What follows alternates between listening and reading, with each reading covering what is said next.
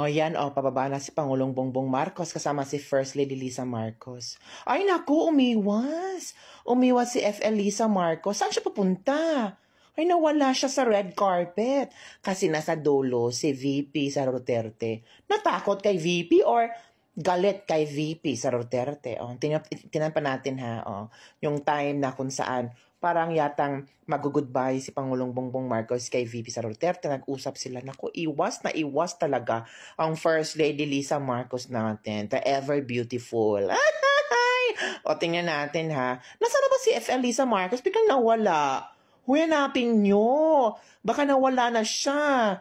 My goodness. O, bigla siyang papasok dyan. FL Lisa, pasok! O, nasan siya? Ipasok yun na.